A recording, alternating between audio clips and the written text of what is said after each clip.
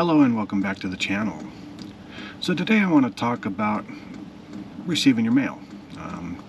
Talk about different options for receiving mail when you're living like this, or even if you're just traveling, or whatever your particular situation may be. So first option I want to talk about is utilizing just the regular postal service through what's called general delivery. So to use general delivery, basically all you have to do is fill out your address, your name, and then where your street address would typically go, you would just simply put general delivery along with the city, state, and zip code of the post office that you would like your mail or packages to arrive at. This is a really temporary option and really should only be used when you're bouncing from location to location, and you pretty much should know ahead of time where you're going to be when your mail is received. No actual mailbox is required to utilize this service, so you don't have to have a PO box or anything like that with the postal service in order to use this particular service. Whether you're an RVer or a frequent traveler, general delivery ensures that you can access postal services regardless of your location. Some of the downsides to general delivery is limited availability. Pretty much you're only able to pick up your mail when the post office is actually open, and not all post office locations offer general delivery as an option, so you will want to make sure that you do contact the post office that you're wishing to use and make sure that general delivery is an option prior to using it. In addition to that, if you delay picking up your packaging for too long, it can become high risk for getting lost or stolen. So if you're going to use general delivery, make sure that you're making an attempt to pick up your mail as soon as it arrives. Next one I want to talk about is virtual mail services. This is one that I actually use personally, where basically you shop around online. There's a number of different companies that offer virtual mail services, and basically what this means is that for a small monthly fee, they will provide you with a physical mailing address, and they will receive mail on your behalf. Once the mail is received, most services will often include things like either taking a picture of your mail or scanning your mail in, so that way you can see it and view it online without actually having to go to pick it up. Your mail can be managed through either an online website or through an app on your mobile device.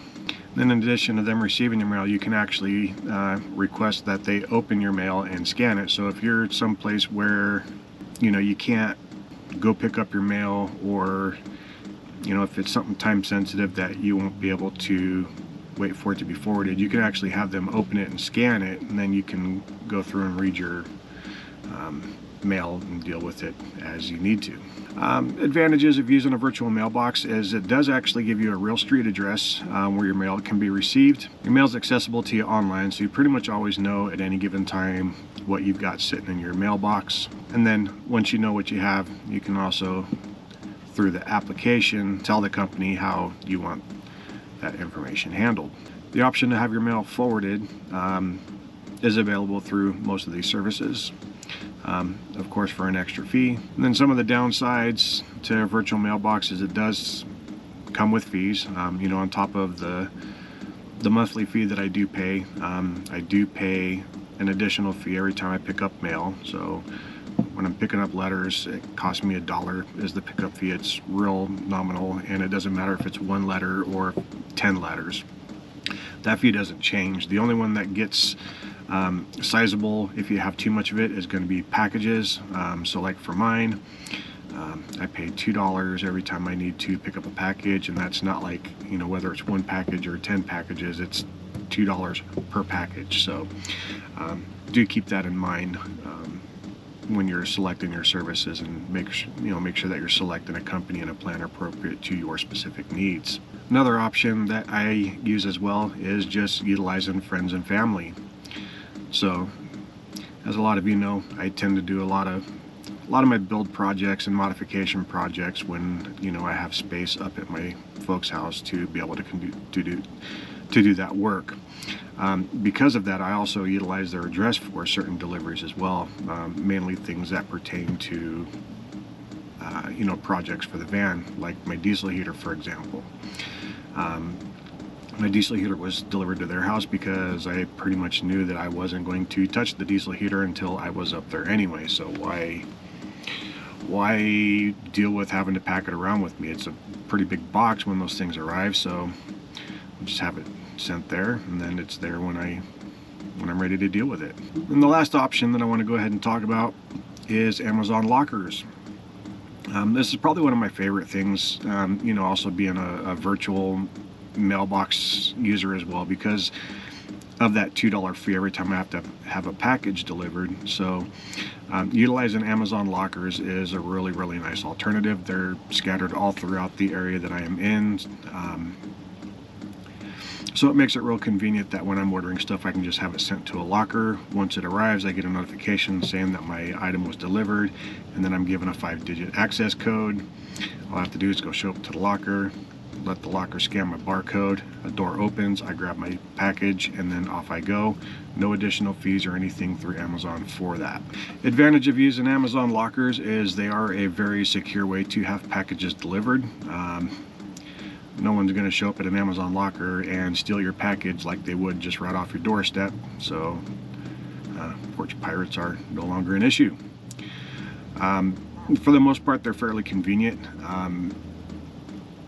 I know the one that I typically like to use is inside a store that's open 24 hours a day, so it really doesn't matter what time of day I need to pick up my package, it is always available.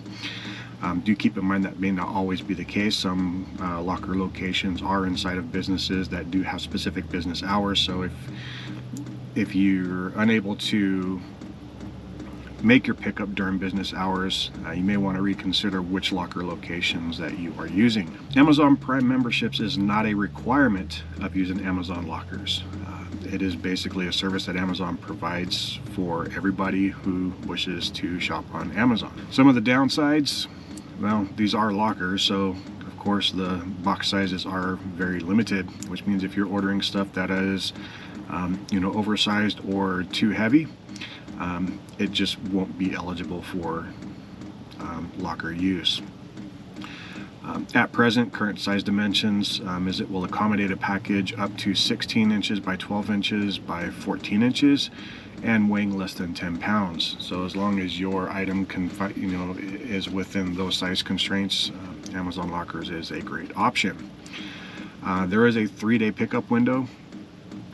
So do bear that in mind as well, that if you're going to be using Amazon lockers, make sure that you're actually there to pick up your item within 3 days of it being delivered. If you are not, it will be picked up and sent back to Amazon, and then you'll be refunded. So even if you don't manage to make it to the pickup, it's not like you're losing money or anybody's going to steal your stuff like they would out of the post office general delivery. It'll just take you longer to get your item because you'll have to turn around, reorder it, and then select another location. Locker availability is also an issue. Like I said, I have quite a few different options in my area, so this isn't as big a deal, but there are times when I'm placing orders that my locker location of choice isn't available because it's a very popular locker being used. Locker locations do fill up, so at that point I need to decide if I'm just going to go ahead and use my regular virtual mailbox, or if I want to select another locker location to go pick up my packages from. So I do hope that you found at least some of this information useful and helpful. If you do have any questions, please feel free to drop a comment and I will be happy to answer what I can. If you enjoyed today's video, I know it wasn't very exciting, just me kind of sitting here talking, but I try to do things different once in a while. We are in the winter months, so there's not a whole lot of getting out to the camps and things like that. So we do what we can, though. So again, if you like the content, feel free to drop a like, subscribe, all that wonderful stuff, and see you on the next one. Thanks for watching.